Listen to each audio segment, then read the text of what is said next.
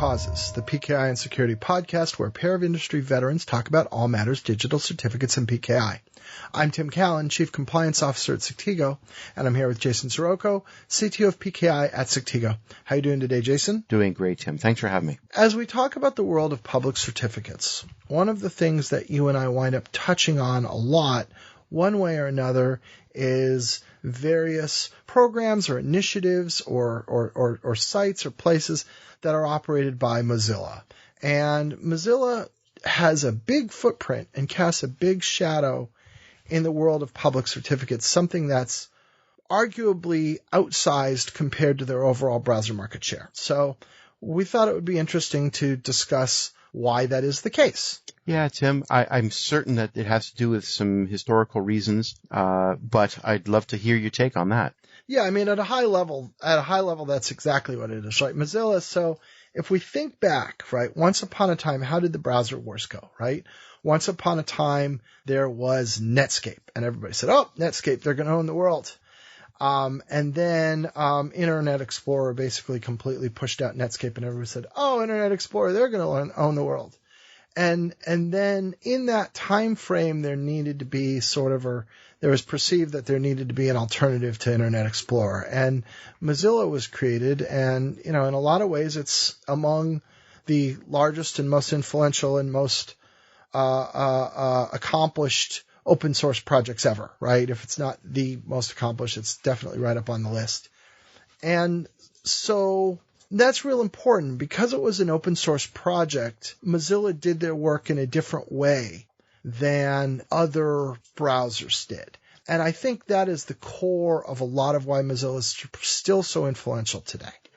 So, Tim, I'll even add a little bit to that in terms of the underlying rendering technologies of browsers, because most people who use their browser don't really care how it works. Just get me to www.whatever.com and let's go. But in reality, the way that your browser renders, I don't think a lot of people realize, but Mozilla's rendering technologies quite often were everywhere, regardless of what browser you're using anyway. That was kind of interesting. Yeah, the Chromium browser, I think is really taking over that now, right? Oh, absolutely. In fact, you talked about Internet Explorer, which in fact was very recently completely deprecated. It no longer technically exists. Right. So we're talking about in terms of Microsoft. Microsoft Edge is their browser brand at the moment. It's based on Chromium. And that is Chromium. Absolutely. Yeah. And in fact, for a while it wasn't. They did still had their own proprietary technologies, and some of which were based on WebKit, right? Which echoes of the Netscape days in Mozilla. But now it's Chromium. So yes, absolutely. So not all the browsers, but many of them have gone to go to the Chromium rendering, mostly because it's the rendering speed game was one that Microsoft just didn't want to fight anymore. Yeah. And that's what made them make that big choice. But yes, so the browser branding, browser market share, and even underlying browser rendering technologies, certainly from the time of Netscape onwards, had been blended and mixed and matched, and there's a whole long history there. And Mozilla, as a very successful open source project, was a big part of all of it. Yeah. So if we go back in time, right? Once upon a time, all of the browsers had their own distinct root stores. So root stores is probably the first point to discuss.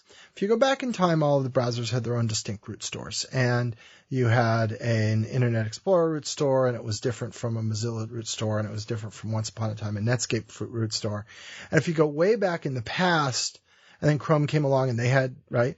If you go way back in the past, you even had, there was no auto update, right? So I would ship a version of a product and it would have the roots that it would have, and those would just be the roots, right? That's how things went in 1996. And so when Mozilla first came along, they were doing things differently. And a lot of what they were doing differently is because it was an open source project, everything was in public display, right? Everything that happened in Mozilla was in public view. And so Mozilla wound up being the only place where you could sort of have a dialogue about something like, is a CA trustworthy? And as a consequence, that became the de facto for where these things go on. And that's still the case today. So we sometimes talk about Bugzilla.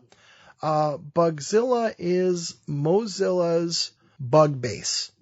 And the Mozilla bug base that is there for Mozilla's products is the place where all public CAs report and discuss any errors or problems they have as a public CA. And it's funny because it's the industry's place to discuss these things, but ultimately it's owned and operated by Mozilla. So, for example, Mozilla sets the rules for Bugbase and how it works and what you do and what you don't. And everybody lives with that, right? And if you're Apple or Google or Microsoft, you're getting your information from Bugzilla, right? Another one is their root store. The Mozilla root store is still paid a lot of attention to by other parties who aren't kind of the big 5 or so root stores, who, if you're going to be using somebody's root store because you don't want to maintain your own root store, you're probably using Mozilla's. Again, why? Because it's open source. And so, that's where it goes back, I think, to a lot of that history, the open source, not just in terms of the code itself, but the mechanisms that surround the creation and policing and updating of the code are fundamentally, they're available to the community at large. And because they're available to the community at large, and there wasn't really anything else that was, they sort of became the de facto information for the community that was interested in public CAs. Makes a lot of sense, Tim. They, between the history, the fact that they were a very fundamental part of a lot of competitor vendor technology bases, especially that root store and also that rendering technology I was talking about. It just became the place to do the primary discussions about issues in the CA world and a lot of other things as well. So it does definitely make sense. And I think if you were brand new to the world, if you just came out of an egg right now and you took a look at the market share of browsers, you might wonder why. But I think Tim spelled it out very well there. Yeah, and now there's one other point that's worth considering, and I don't know, exactly what browser market share is kind of depends on the source you look at, but let's just say that Mozilla is somewhere in single-digit percentage market share. A good thing to remember is single-digit percentage market share is still phenomenally important. Like, let's make up a number. Let's say you had 5% market share. Well, if you had 5% market share, another way of thinking about it is 1 in 20 random visitors are not going to, or are going to be on that particular platform. And so that actually is a huge amount of power. Let's imagine what would happen if Mozilla decided to distrust a root. If Mozilla decided to distrust a root, then that root becomes, for all intents and purposes, economically unusable. Because if you're standing up a website, would you be okay with 1 user in 20 not being able to interact with your website? Would that be all right? Not of course even not. close. Yes, No. Not when there are surrogates available. So once upon a time, if we went way back in time to the early 90s, right, to the late 90s, when we still had those, no auto update kind of situation I talked about before, CAs used to advertise their market share. They used to say 99.7% market share, right? Because everybody knew you weren't going to get 100%. But that's past now, right? Nowadays, I put it to you that 1% market share would be enough to make a CA commercially unviable, because, what online retail store owner in their right mind is going to walk away from 1% of sales for no reason? Nobody. And so even, to some degree, there's a lot of focus on market share and say, oh, well, Chrome has more than half the market share. They're really the gorilla. Sure, they are, but anybody who gets over a certain minimum threshold still wields a huge amount of power over CAs, and Mozilla still today remains over that threshold. For sure. But of course, when we're talking very specifically about things that have to do with within the trust store, discussions about it, where do you go to discuss these things? Mozilla definitely has a greater punch than its related market share at the moment. Absolutely. Even though a low market share is ultimately incredibly important, they still, I think, punch way harder than you might think they would. based on their market share. And those are the historic reasons. Yep, they have Bugzilla, they have a bulletin board, they have various other communication mechanisms and things, and those have just kind of become the town halls for the community of public CAs. And that sort of thing has a lot of durability, right?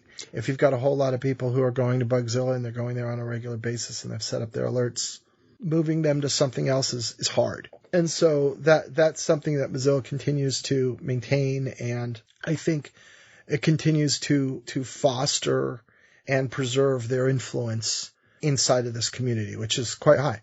I think also there's been a lot of people who've come out of Mozilla. They've kind of acted like a bullpen for a lot of the industry. And I think that has influenced a lot of other programs, even if it's not under the Mozilla branding, right?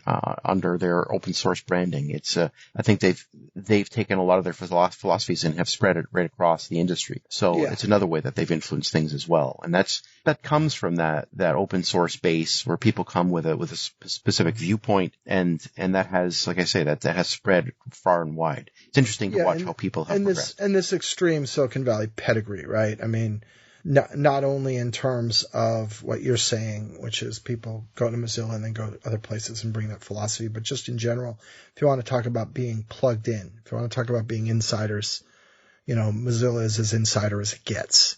And so that certainly has power as well. I think it all plays a role, Tim. So thanks for that. Cool. All right. Well, there you go. Short and sweet, but, we do notice that Mozilla has a lot of influence, and, that's Jason's and my take on why. So thank you, Jason. Thank you, Tim. This has been Root Causes.